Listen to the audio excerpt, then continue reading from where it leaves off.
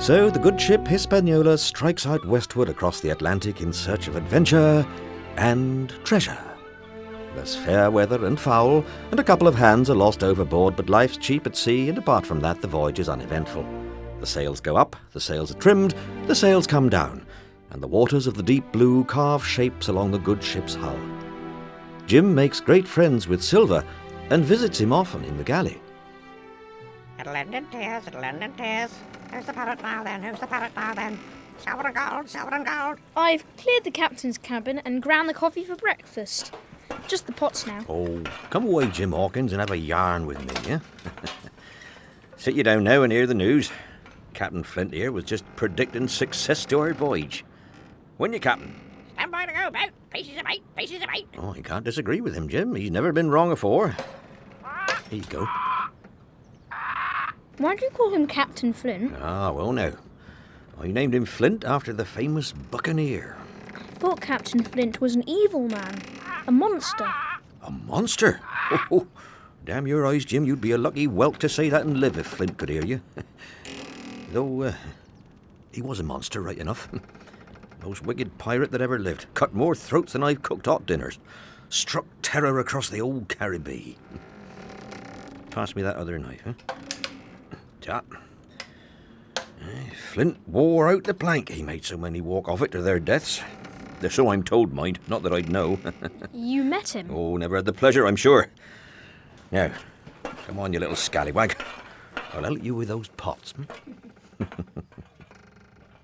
Such is the atmosphere on the voyage, such the spirit, that neither Jim nor Squire Trelawney nor Dr. Livesey himself suspects the terrible truth about the crew, the awful secret they're all concealing.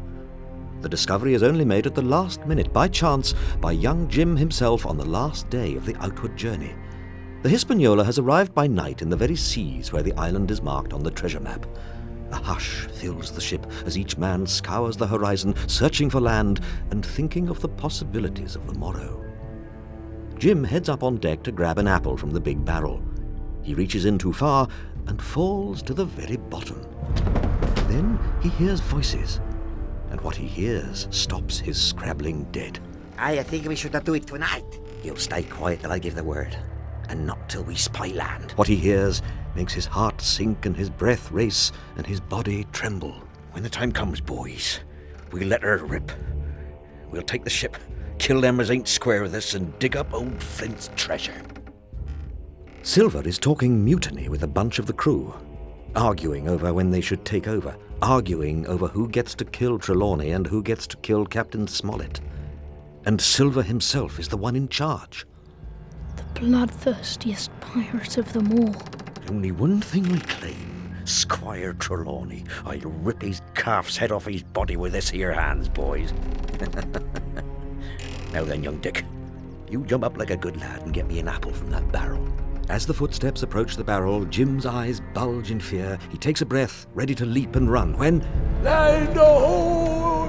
Land ahoy! The men on deck all rush to the side to peer into the gloom. Jim pops out of the barrel unseen and slips away. That's Skeleton Island, all right. Where we're here, Treasure Island, my A lad. great cheer fills the ship.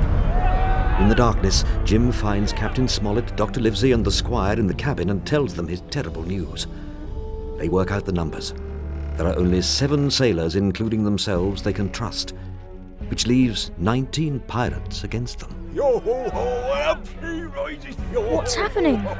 That, I may believe, is the sound of the Jolly Roger been raised. What are we going to do? A very good question, my boy. A very good question indeed.